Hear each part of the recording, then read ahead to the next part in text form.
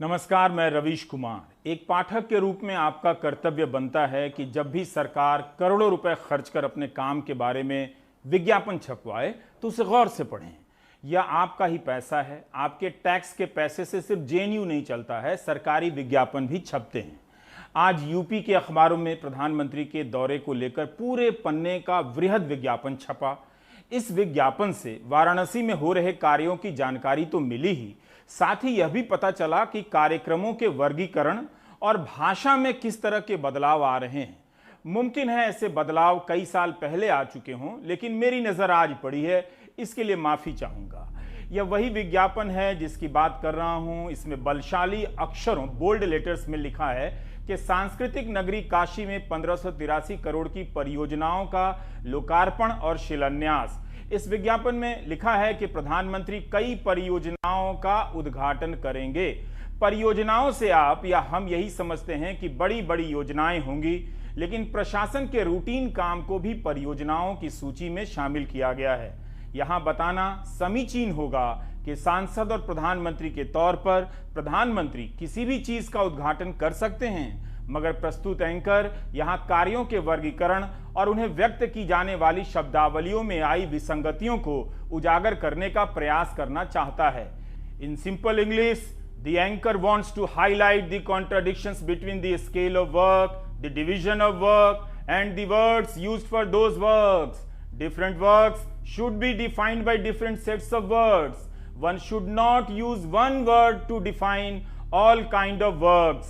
I am sure the Honorable PM would agree with me in case the Honorable CM chooses to disagree with me. Kashi और पूरे UP के विकास के इतने सारे कामों की चर्चा मैं इतनी देर से कर रहा हूं, लेकिन ये लिस्ट इतनी लंबी है कि इतनी जल्दी खत्म नहीं होगा। जब समय का अभाव होता है तो मुझे भी कई बार सोचना पड़ता है कि यूपी के कौन से विकास कार्यों की चर्चा करूं, कौन से कार्यों की चर्चा छोड़ दूं। प्रधानमंत्री भी लिस्ट वाली बात कर रहे हैं और हम भी यही बात कर रहे हैं कि क्या लिस्ट को लंबा करने के लिए तरह तरह के ऐसे काम जोड़ दिए गए। अगर सीवर के जीर्णोद्धार का भी उद्घाटन प्रधानमंत्री करेंगे तो फिर पार्षद क्या करेंगे? Do you get my point? उम्मीद है बनारस के लोगों को अब बारिश में जल भराव या जल जमाव नजर नहीं आता होगा। यूपी सरकार के विज्ञापन में उन कामों को भी गिना दिया गया है जिन्हें आप किसी भी तरह से परियोजना नहीं कह सकते। सड़क मरम्मत का काम परियोजना नहीं है। विज्ञापन में लिखा है कि वाराणसी के 84 घाटों पर सूचना पट स्थापना का कार्य, जैसा कि आप इन दृश्यों में देख रहे हैं, ये वही सूचना पट हैं जिनका उद्घाटन आज प्रधानमंत्री ने किया। 84 शिलापट बनाने का बजट 5 करोड़ बताया गया है। सवा सेकंड के लिए मैं चौंक गया कि इतने से काम में 5 करोड़ का खर्चा, लेकिन तभी एहसास हुआ इसके ऑडिट करने की योग्यता इस एंकर में नहीं है। क्या शिलापट लगाने का काम भी अब परियोजना कहलाएगा? हर शहर में नए नए साइन बोर्ड लगते रहते हैं। अब अगर इसका उद्घाटन भी प्रधानमंत्री करेंगे तो दूसरों के लिए क्या बचेगा? उसी तरह विज्ञापन में लिखा है कि केंद्रीय कारागार वाराणसी की मुख्य नई प्राचीर का उद्घाटन प्रधानमंत्री करेंगे, जिसका वीडियो आप स्क्रीन पर देख रहे हैं। क्या जेल की इस दीवार का बनना भी कोई परियोजना है और इसका उद्घाटन प्रधानमंत्री करेंगे? अगले दौर की लिस्ट में कहीं जेल के कमरों की पुताई और खिड़की की मरम्मत न जोड़ दिया जाए। हो सकता है कि यह प्रोजेक्ट 17.5 करोड़ का होने के कारण प्रधानमंत्री के उद्घाटन योग्य माना गया हो, लेकिन जेल की दीवार का उद्घाटन प्रधानमंत्री कर रहे हैं, यह भी मानने वाली बात है। बनारस हिंदू यूनिवर्सिटी में 80 टीचर के लिए फ्लैट का उद्घाटन हुआ है। ये वीडियो आप देख रहे हैं। क्या टीचर के फ्लैट का बनना भी परियोजना है? और अब ऐसे फ्लैट का लोकार्पण प्रधानमंत्री के कर कमलों द्वारा किया जाएगा तो फिर वाइस चांसलर के कर कमलों द्वारा क्या किया जाएगा? किसी भी यूनिवर्सिटी में फ्लैट से लेकर गेट तक बनता ही रहता है। क्या वो सब अब जोड़कर काम के खाते में गिना जाएगा? इसी तरह पता चला कि 18 ग्रामीण संपर्क मार्ग और एक शहरी मार्ग की विशेष मरम्मत, चौड़ीकरण और सुदृढ़ीकरण का भी लोकार्पण प्रधानमंत्री ने किया। यहां दो प्रश्न हैं। सड़कें टूटती हैं तो मरम्मत का काम होता ही है, क्या अब इस काम को भी काम की तरह गिनाया जाएगा? डिजिटल इंडिया के दौर में इन कार्यों का उद्घाटन दिल्ली से भी हो सकता था। बनारस जाकर भी प्रधानमंत्री ने एक ही जगह से उद्घाटन किया। भीड़ को लेकर बार बार चेतावनी देने वाले प्रधानमंत्री की सभा में लोगों की मौजूदगी इतनी भी कम नहीं है। सामाजिक दूरी नहीं है और बहुत लोग मास्क में नहीं हैं। एक तरफ सुप्रीम कोर्ट यूपी सरकार से सवाल पूछ रहा है कि प्रधानमंत्री तीसरी लहर की चेतावनी दे रहे हैं और यूपी सरकार कांवड़ यात्रा का आयोजन क्यों कर रही है। लेकिन बनारस की इस सभा की तस्वीर को देखकर आप क्या कहना चाहेंगे? जब इतने लोग एक सभा स्थल में आ सकते हैं, लाए जा सकते हैं, तो फिर कांवड़ यात्रा रद्द करने की नौटंकी क्यों हो रही है?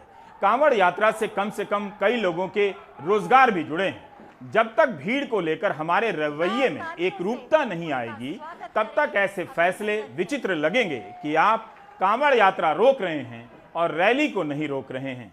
उम्मीद थी कि महामारी के 1.5 साल बीत जाने के बाद सरकारें ऐसे आयोजनों को आदर्श रूप में आयोजित कर दिखा देंगी, लेकिन उन्हें अभी तक पता नहीं चल पाया है कि कोरोना के उचित व्यवहारों के साथ यह काम कैसे किया जा सकता है। बड़ी बात रही कि प्रधानमंत्री ने कोरोना से लड़ने के लिए यूपी सरकार की तारीफ की। कहा कि यूपी ने जिस तरह से संकट को संभाला वह अभूतपूर्व है।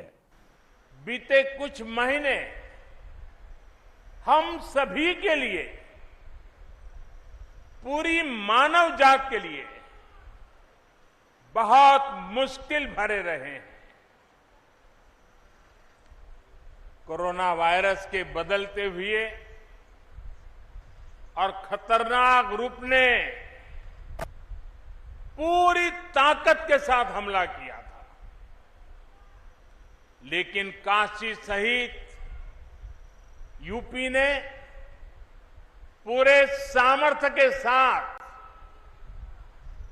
इतने बड़े संकट का मुकाबला किया। देश का सबसे बड़ा प्रदेश, जिसकी आबादी दुनिया के दर्जनों बड़े बड़े देशों से भी ज्यादा हो, वहां कोरोना की दूसरी वेव को जिस तरह यूपी ने संभाला, सेकंड वेव के दौरान यूपी ने जिस तरह कोरोना संक्रमण को फैलने से रोका, वो अभूतपूर्व है। जिस तरह से सड़क मरम्मत का काम परियोजना है, उसी तरह से अब अभूतपूर्व का मतलब भी बदल गया लगता है। दूसरी लहर के समय अखबारों और चैनलों पर जहां तहां लोगों के तड़प कर मर जाने की खबरें अभूतपूर्व लग रही थीं, अब नया अभूतपूर्व लॉन्च हो गया है कि यूपी ने संकट का मुकाबला अभूतपूर्व तरीके से किया। अब ये नई हेडलाइन होगी। आपको याद है कि 29 अप्रैल की टेलीग्राफ की यह पहली खबर, रिंकू देवी नोएडा के चीफ मेडिकल अफसर के चरणों में गिर गई थीं कि इकलौते बेटे को रेमडेसिविर चाहिए। इस घटना का वीडियो वायरल हुआ, लेकिन रिंकू देवी का इकलौता बेटा मर गया।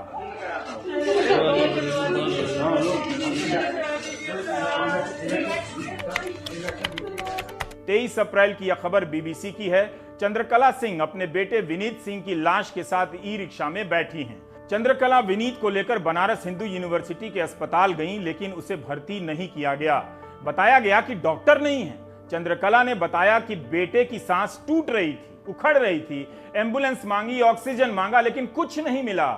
20 अप्रैल को यह खबर दैनिक जागरण में आई थी। बनारस की इस घटना के एक दिन पहले 19 अप्रैल को प्रधानमंत्री का बयान छपा था कि उन्हें सब खबर है कि बनारस में क्या हो रहा है, कौन क्या कर रहा है, सब पर उनकी नजर है। जागरण की इस पहली खबर के बाद अगर आप इसी अखबार को पलटें तो पता चलता है कि बनारस में क्या हो रहा था। तीसरे पेज की खबर है कि 8 एम्बुलेंस चालक अधिक किराया लेते पकड़े गए। चौथे पन्ने पर खबर है कि हरिश्चंद्र घाट पर अंतिम संस्कार में मनमानी शुल्क वसूली मरीजों को बेजार कर रही है। लिखा है कि हकीकत यह है कि रात 8 बजे तक लकड़ी पर 100 शवों की अंत्येष्टि की गई। अगले पन्ने पर खबर है कि जहां 2000 रेमडेसिविर के टीके चाहिए थे, वहां आपूर्ति सिर्फ 500 की थी। उसके बगल की खबर है कि वाराणसी में ऑक्सीजन की मांग 5000 सिलेंडर से अधिक है, मगर आपूर्ति 3500 सिलेंडर तक ही है। इसके अलावा आप तमाम खबरों को फिर से पलटकर देख सकते हैं कि बनारस और यूपी में उस दौरान क्या हुआ जिस दौर के लिए प्रधानमंत्री ने यूपी सरकार की तारीफ की है। दवा नहीं मिलने, ऑक्सीजन वेंटिलेटर ना मिलने और अस्पताल में बिस्तर ना मिलने की खबरें भरी पड़ी मिलेंगी। बनारस से थोड़ी दूर गाजीपुर के पास गंगा में लाशें बह रही थीं और प्रयागराज में गंगा के किनारे दफन की गई लाशों का अंबार नजर आ रहा था। लखनऊ में मंत्री ब्रजेश पाठक बयान दे रहे थे कि लखनऊ के चर्चित शहरी पद्मश्री पुरस्कार प्राप्त इतिहासकार योगेश प्रवीण के लिए फोन किया, तब भी घंटों बाद एम्बुलेंस आई और अस्पताल पहुंचते पहुंचते जान निकल गई। आगरा में आरएसएस के कार्यकर्ता अमित जायसवाल की मौत हो गई। प्रधानमंत्री मोदी अमित जायसवाल को ट्विटर पर फॉलो करते थे। उनके परिवार ने आरोप लगाया कि सबसे मिन्नतें करते रह गए लेकिन समय पर इलाज नहीं मिला। इसके बाद भी प्रधानमंत्री ने कोरोना से लड़ने के लिए योगी सरकार की तारीफ की है। अब यही नई हेडलाइन है और यही नई सच्चाई है।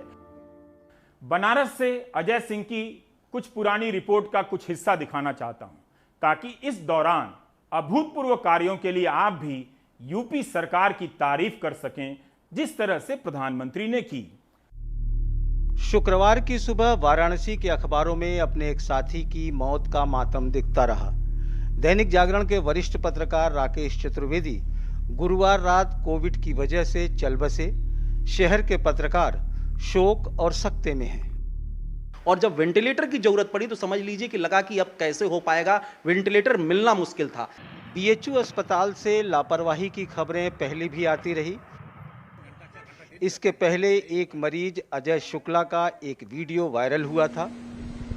तो बस इसका मतलब जब तक बेड नहीं होगा तब तक मरीज एम्बुलेंस में पड़ा रहेगा। आप खुद ही सोचिए ना। तो सोचे क्या, ये तो फैक्ट है ना। फैक्ट है, गंभीर मरीज है, जब तक वेंटिलेटर खाली नहीं रहेगा तब तक कैसे शिफ्ट कर सकते हैं। तो बस तो ये तो प्रशासन की लापरवाही है ना कि वहां जब तक मरीज यहाँ कंफर्मेशन नहीं हुआ वहां से पेशेंट भेज दिए यहाँ। फिर कोरोना से पीड़ित एक 3 स्टार होटल के एजीएम आनंद पांडे ने अपने फेसबुक वॉल पर वहां की दुर्दशा बताई। उन्होंने हमें बताया कि मैं यहाँ के लोगों को बोल रहा हूँ प्लीज डॉक्टर को बुलाओ, तो कोई उनका सुनने वाला नहीं था, कोई भी सुनने वाला नहीं था, किसी ने भी डॉक्टर को नहीं बुलाया। और 4 बजे वो फिर हमें फ़ोन करके लास्ट होप ये देते हैं कि अब मैं शायद नहीं रहूँगा तुम लोग के बीच में। और ये हाल है वाराणसी का। 50 सालों से यहाँ निकल रहे अखबार जनवार्ता के संपादक कहते हैं कि ऐसा मंजर कभी नहीं देखा। हर ओर नीरसता दिख रही है, मुर्दे दिख रहे हैं, एम्बुलेंस दिख रही है। दहशत में लोग हो जा रहे हैं, हर घर में दहशत है। जिला के मंडलीय अस्पताल दीनदयाल में कोविड जांच के लिए लंबी लाइन लगी हुई है। मरीज को सिर्फ जांच के लिए 2-3 दिन दौड़ना पड़ रहा है। 2-3 दिन से चक्कर लगा रहे हैं। सेम बात बोला जाता है कि नहीं कि आज का हो गया है कोटा, आप नेक्स्ट डे आइए। वाराणसी के हरिश्चंद्र घाट पर चिताओं का अंतहीन सिलसिला नजर आ रहा है। एक शव के खाक होने से पहले ही बगल में नई चिता से लपटें दिखाई देने लगती हैं। आलम यह है कि शवों के लिए लकड़ियां तक खत्म हो गई हैं। लकड़ी नहीं मिल रही, हम लोगों को मजबूरी में हरा लकड़ी लेकर के जलाने पर 4 घंटा 6 घंटा से हम लोग यहाँ वेट कर रहे हैं घाट पर। मणिकर्णिका घाट पर भी शवों की लंबी कतार है और शव लेकर आए परिजनों को अपने बारी आने का इंतजार है। सुबह का आए हुए हैं, 5 से 6 घंटे हो गए हैं। हर जगह सिर्फ त्राही त्राही मची है। अस्पताल में बेड नहीं, दवा मंडी में दवा नहीं, लोगों को ऑक्सीजन नहीं। हर बीमार मदद की आस में हालात से लड़ रहा है। वाराणसी के सिगरा इलाके में शिव मंदिर के पीपल पर पहले यदा कदा ही मिट्टी के बने घंट श्राद्ध के लिए नजर आते थे, लेकिन देखिए अब ये हाल है। चारों तरफ श्राद्ध कर्म करने के लिए घंट ही नजर आ रहे हैं। नीचे लोग अपनी अपनी बारी से श्राद्ध कर्म कर रहे हैं। संक्रमण के पूर्व जो है एकाध आता था, लेकिन जब से संक्रमण हुआ है तब से 12-13 ऐसे लगातार बढ़ते जा रहे हैं। अब बताया जा रहा है कि कितने ऑक्सीजन प्लांट बन रहे हैं, लेकिन 1 साल तक कुछ नहीं होने के कारण ही यह तबाही आई और लोग बिना ऑक्सीजन के तड़प तड़प कर मर गए। अच्छी बात है कि अब अस्पतालों की बात होने लगी है, जो पहले होनी चाहिए थी। बेड का उद्घाटन हो गया है। यूपी में मेडिकल अफसरों की 3600 वैकेंसी निकली है, जिसके फॉर्म भरने की अंतिम तिथि 28 जून थी। जब तक डॉक्टर आएंगे तब तक अस्पताल के उद्घाटन करने से कोई किसी को रोक नहीं सकता है। बनारस में 5 करोड़ की लागत से असली शूटिंग रेंज बनने जा रहा है। हमारे सहयोगी विमल मोहन बनारस में नहीं, बागपत के कलीना गांव में थे।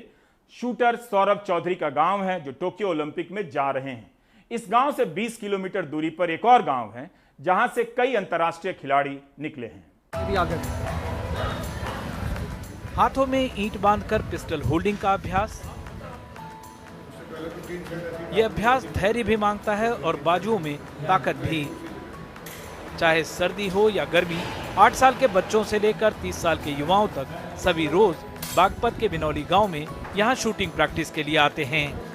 जब गर्मी ज़्यादा होती है तो यहाँ पे आते हैं, उस कमरे में ज़्यादा गर्मी होती है तो यहाँ के प्रैक्टिस करते हैं। हाँ जी, वहाँ पे ज़्यादा बच्चे हो जाते हैं तो यहाँ पे आ जाते हैं, इस पेड़ के नीचे करते हैं प्रैक्टिस। ये क्या एक्सरसाइज को क्या कहते हैं? इससे होल्डिंग करते हैं।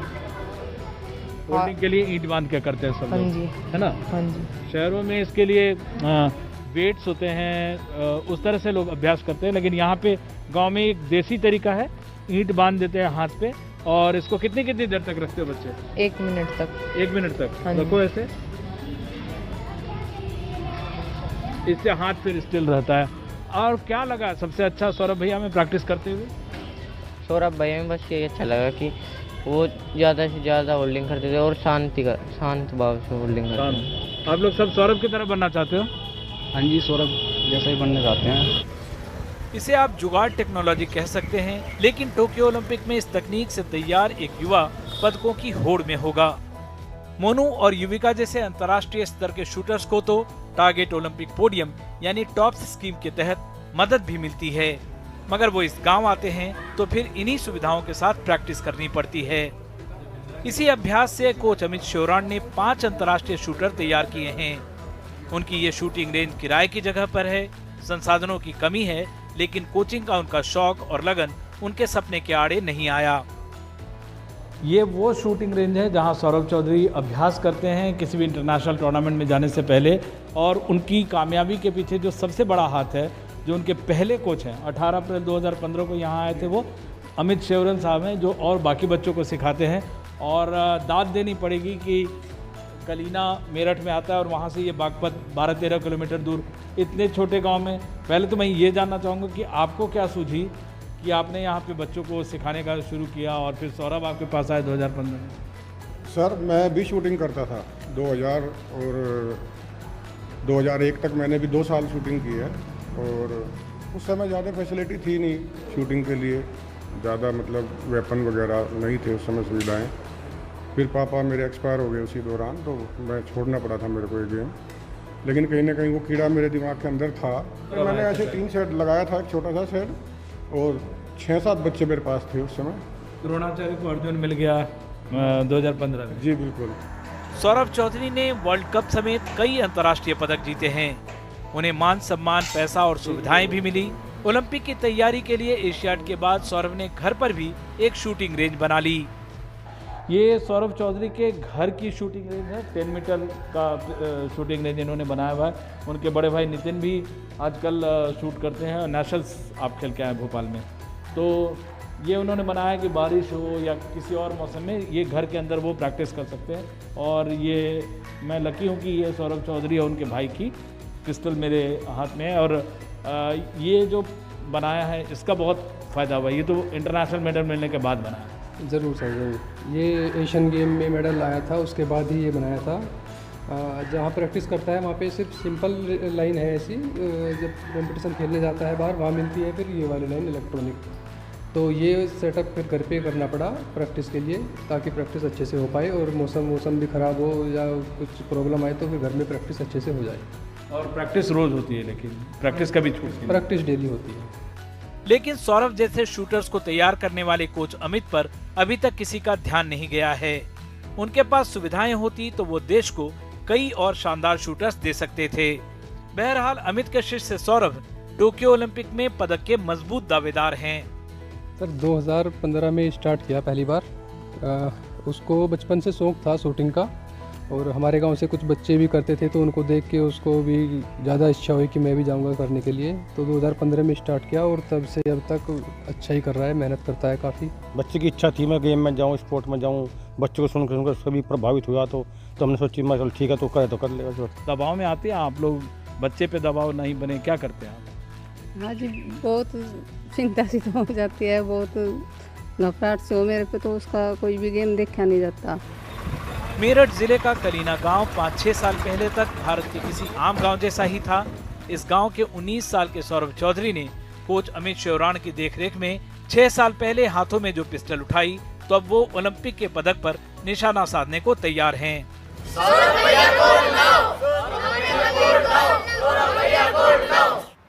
बागपत से कैमरा पर्सन सनुज के साथ विमल मोहन, NDTV इंडिया। आपने मंगलवार के प्राइम टाइम में देखा कि प्रधानमंत्री अनेक मौकों पर कई साल तक कह चुके हैं कि भारत की 125 करोड़ की आबादी इसकी ताकत है, संभावना है। इसके बाद भी यूपी के मुख्यमंत्री ने कहा कि आबादी विकास में बाधा है। बनारस में प्रधानमंत्री ने आबादी को लेकर एक शब्द नहीं कहा। कमाल खान ने कुछ विधायकों से बात की है जिनके 2 से अधिक बच्चे हैं। एक प्रश्न पूछा जा रहा है कि जब 2 से अधिक बच्चे होने पर पंचायत का चुनाव नहीं लड़ सकते हैं तो विधायक को क्यों लड़ना चाहिए? इस गंभीर प्रश्न पर विधायकों के क्या गंभीर उत्तर हैं, कमाल खान प्रस्तुत करना चाहते हैं। नानपारा विधानसभा से बीजेपी एमएलए माधुरी वर्मा को 6 लड़कियां हुई। लड़के की चाह में वो मन्नत मांगने ख्वाजा गरीब नवाज की दरगाह अजमेर पहुंची। फिर उन्हें 7वें नंबर की औलाद लड़का हुआ। ख्वाजा से खुश होके उन्होंने उसका नाम अजमेरी वर्मा रखा। हमने सुना है आपको जो बेटा है वो मन्नत से हुआ है, उसका नाम आपने अजमेरी रखा है। क्यों अजमेरी नाम रखा है? और अजमेरी नाम रखा है हमारे, जिसे हमने तक रहे, तो जहाँ जहाँ गए कि हाँ भाई विधायक जी के हमारे लड़का नहीं है, तो उनके हिसाब से जहाँ गए भाई अपने हिसाब से कुछ कहा है तो उनका मानत तो पूरा करना है, तो इसी हिसाब से उनका अजमेरी तिब्बत वर्मा है। यूपी बिहार सरहद पे पहाड़, जंगल और झरनों से घिरे सोनभद्र की दुद्धी सीट से बीजेपी के सहयोगी अपना दल के एमएलए 51 साल के हरिराम हैं। विधानसभा की वेबसाइट कहती है कि उनके 8 बच्चे हैं, 4 बेटे और 4 बेटियां। लेकिन विश्व जनसंख्या दिवस पे उन्होंने दूसरों को नसीहत दी कि वे कम बच्चे पैदा करें। लिखते हैं, आइए विश्व जनसंख्या दिवस पे हम एक जिम्मेदार नागरिक होने का कर्तव्य निभाएं और सभी को जनसंख्या नियंत्रण के प्रति जागरूक करें। यूपी विधानसभा की वेबसाइट का अध्ययन करने से पता चलता है कि बीजेपी के 304 विधायकों में 152 विधायकों के 3 से 8 बच्चे हैं, 1 विधायक के 8, 1 विधायक के 7, 8 विधायकों के 6, 15 विधायकों के 5, 43 विधायकों के 4, 84 विधायकों के 3, 102 विधायकों के 2 और 35 विधायकों का 1 बच्चा है। 15 विधायकों के बच्चे नहीं हैं, इनमें कई गैर शादीशुदा हैं। अक्सर पुराने लोगों के ज़्यादा बच्चे हैं क्योंकि तब परिवार नियोजन की सोच कम थी। लेकिन यहाँ खुद 5 बच्चे वाले राजनीति के लिए दूसरों को निशाना बना रहे हैं। मिर्ज़ापुर के बीजेपी एमएलए रत्नाकर मिश्रा के 6 बच्चे हैं, लेकिन वो इसके खिलाफ हैं कि दूसरे ज़्यादा बच्चे पैदा करें। वो फ़ौरन 2 बच्चे का कानून चाहते हैं। हमारा यही मानना है कि जो जनसंख्या विस्फोट हो रहा है इसको हम लोगों को पालन करना चाहिए, क्योंकि जो लोगों का एक तरह से यह है कि 5 हम 25 हमारे, अब यह नहीं चलेगा। देश हित में 2 हम 2 हमारे ये होना चाहिए। 5 हम 25 हमारे अब नहीं चलेगा। चित्रकूट से विधायक और पीडब्ल्यूडी राज्य मंत्री चंद्रिका प्रसाद के 4 बच्चे हैं, 2 बेटे 2 बेटियां, लेकिन वो भी 2 बच्चों के कानून के हिमायती हैं। जनसंख्या नियंत्रण पर निश्चित रूप से कानून भी बनना चाहिए और जनसंख्या नियंत्रण के कानून को प्रभावी ढंग से लागू भी होना चाहिए। सर एक तरह से देखा जाए तो आपके भी 4 बच्चे हैं। मेरे 4 बच्चे नहीं हैं। मैंने कहा ना कि ये कोई व्यक्ति या व्यक्तियों के लिए से इसका मतलब नहीं है, वो पूरे प्रदेश के संदर्भ में है। तो जिन लोगों को सुविधा होगी वो देश के परिप्रेक्ष्य में संदर्भ में सबको उसके साथ सहयोग करना होगा। मेरठ कैंट से बीजेपी एमएलए सत्य प्रकाश अग्रवाल के 6 बच्चे हैं, लेकिन अब वो 2 बच्चों का कानून चाहते हैं। जिज्ञासा के लिए पूरा करने के लिए ये जनसंख्या नियंत्रण लागू कर रहे हैं और लागू होना चाहिए। आपको लगता है जो 2 बच्चों वाला नियम लेके आ रहे हैं सही है? बिल्कुल सही है। फतेहपुर की खागा सीट से बीजेपी एमएलए कृष्णा पासवान के 6 बच्चे हैं। यूं तो वो सरकार के हर कानून के साथ हैं, लेकिन 2 बच्चों के कानून के सवाल पे थोड़ा असहज महसूस करती हैं। 2 बच्चों से अधिक अगर किसी के भी अगर उस जगह पे बच्चे होंगे तो उनको चुनाव नहीं लड़ने दिया जाएगा। जब ये होगा तब देखा जाएगा, फिर इसमें वो करेंगे। 2 बच्चों को लेकर के जिस तरीके से सरकार इसमें बाद में बयान। जनसंख्या के विकास के अध्ययन से पता चलता है कि गरीब और अशिक्षित लोगों में बच्चे ज्यादा हैं। उस वर्ग का प्रतिनिधित्व करने वाली मायावती ने इस पे 3 ट्वीट किए हैं। इसमें लिखा है, जनसंख्या नियंत्रण बिल की टाइमिंग सरकार की नीति और नियत दोनों पे शक व सवाल खड़े करती है। इसमें गंभीरता कम, चुनावी स्वार्थ ज्यादा लगता है। अगर जनसंख्या नियंत्रण पर सरकार गंभीर होती तो ये काम जब सरकार बनी थी तब करना चाहिए था। सरकार जनता को जागरूक करने के बजाय अपनी नाकामी छिपाने के लिए कांग्रेस की तरह जबरदस्ती लोगों को दंडित कर जनसंख्या पे काबू चाहती है। जनसंख्या नियंत्रण के एक्सपर्ट डेमोग्राफर्स होते हैं, ना तो नेता होते हैं और ना ही लॉ कमीशन। इसलिए कोई भी कानून उनके राय मशवरे से ही बनाया जाना चाहिए, बशर्ते की मंशा जनसंख्या नियंत्रण हो, सियासत ना हो। सलीम, सनुज, इंद्रेश, संदीप और राजेश के साथ कमाल खान, एनडीटीवी इंडिया। खबर है कि बीजेपी के संसदीय दल की बैठक में सांसदों को पेट्रोल डीजल के दाम बढ़ने के कारण बताए गए हैं। यह खबर सार्वजनिक नहीं है कि क्या बताया गया है। उम्मीद है अब जनता को भी सांसद बताएंगे और मंत्री भी कि पेट्रोल और डीजल के दाम क्यों 100 रुपए से अधिक है। केरल में युवा कांग्रेस के कार्यकर्ताओं ने 100 किलोमीटर की साइकिल यात्रा की ताकि वे पेट्रोल 100 रुपया लीटर होने का विरोध जता सकें।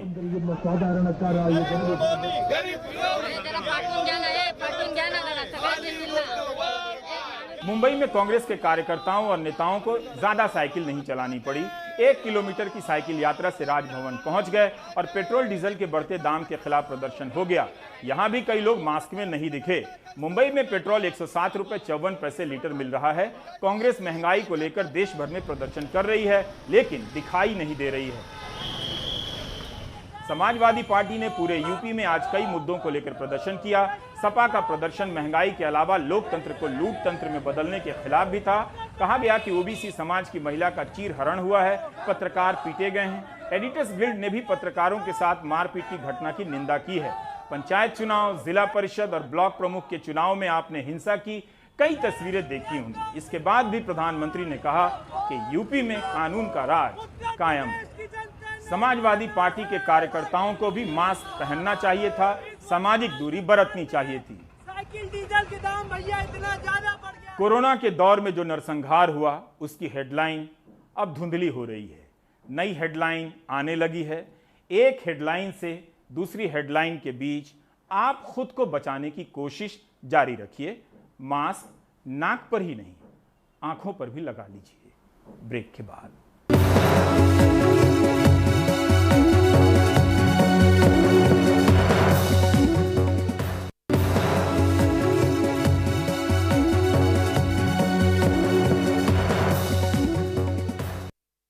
पिछले कुछ वर्षों में बात बात में राजद्रोह की धारा लगाकर मुकदमे हुए और लोग जेल गए। मुख्य न्यायाधीश एनवी रमना ने कहा है कि इस कानून का इस्तेमाल अंग्रेजों ने आज़ादी के आंदोलन को दबाने के लिए किया। क्या आज इस कानून की ज़रूरत है? ये बहुत बड़ी बात है। मुख्य न्यायाधीश ने यह भी कहा कि अफसरों की भी कोई जवाबदेही नहीं है। यह वो बिंदु है जो सबसे ज़रूरी है और पूरे देश को बात करनी चाहिए। जिस तरह से फर्जी आरोप लगाकर यूएपीए और राजद्रोह के मामले लगाए जा रहे हैं, वर्षों तक नौजवानों को बंद किया जा रहा है, जरूरी है कि अफसरों की जवाबदेही तय हो। कुछ ही दिन पहले जस्टिस डीवाई चंद्रचूड़ ने कहा कि असहमति को दबाने के लिए यूएपीए का इस्तेमाल हो रहा है। एक अहम कदम अब सुप्रीम कोर्ट ने उठाया। राजद्रोह यानी आईपीसी की धारा 124A का परीक्षण करने का निर्णय लिया है। हालांकि एक बेंच पहले ही सुनवाई कर रही है। 27 जुलाई को सुनवाई होनी है। केंद्र सरकार को अपना जवाब देना है। लेकिन चीफ जस्टिस ऑफ इंडिया यानी मुख्य न्यायाधीश जो देश के हैं एनवी रमना, उन्होंने बड़े सवाल उठाए हैं। केंद्र सरकार को कटघरे में खड़ा किया है और कहा है कि इस कानून का इस्तेमाल अंग्रेज़ करते थे आज़ादी के आंदोलन को दबाने के लिए। क्या आज़ादी के 75 साल बाद भी इस कानून की ज़रूरत है? वो कानून जिसका इस्तेमाल अंग्रेज़ों ने महात्मा गांधी और तिलक को चुप करने के लिए किया। जो चीफ जस्टिस हैं उन्होंने ये भी कहा कि ये एक ऐसा कानून है जिसे संस्थानों को खतरा है, अफसरों की कोई जवाबदेही नहीं है, दूर दराज में कहीं भी कोई भी पुलिस अफसर किसी को भी इस कानून में फंसा सकता है। एक पार्टी को अगर दूसरी पार्टी अच्छी नहीं लगती, उसकी बातें अच्छी नहीं लगती, तो उस पर इस तरह राजद्रोह का मुकदमा किया जा सकता है। साथ साथ सुप्रीम कोर्ट ने एक उदाहरण भी दिया है कि ये इस तरह का मामला है जैसे किसी बढ़ई को आप एक आरी देते हैं कि कोई चीज़ बनाने के लिए वो लकड़ी काट ले, लेकिन वो उस आरी का इस्तेमाल पूरा का पूरा जंगल काटने में कर ले। तो यहाँ पर काफ़ी बड़ी टिप्पणियाँ सुप्रीम कोर्ट की तरफ से की गई हैं और 3 जजेस की इस बेंच ने कहा है कि वो अवश्य ज़रूर इस कानून का परीक्षण करेगा। केंद्र सरकार पर बड़े सवाल उठाए हैं कि केंद्र सरकार जो पुराने जो कानून हैं उनको हटा रही है कानून की किताब से, लेकिन इस कानून को हटाने पर कभी भी विचार क्यों नहीं किया गया, ये एक बड़ा सवाल भी उठाया है। अटॉर्नी जनरल के वेणुगोपाल ने सुप्रीम कोर्ट में हालांकि इसकी वकालत की और कहा कि इसे रद्द नहीं किया जाना चाहिए इस कानून को, बल्कि इस पर एक गाइडलाइन तैयार करनी चाहिए कि इस कानून का इस्तेमाल किन परिस्थितियों में किन केसेस में किया जा सकता है। लेकिन जो सुप्रीम कोर्ट था उसने एक बार फिर साफ किया कि इस कानून से लोगों को खतरा है और लोग इससे डरे हुए हैं, लिहाजा इस कानून का परीक्षण जरूरी है। केंद्र को नोटिस जारी किया गया है और अब आगे की सुनवाई होगी और जो पहले के जो 2 केस हैं उनको भी कहा गया है कि एक साथ क्लब किया जाएगा और एक ही बेंच इन पूरे मामलों को सुनेगी।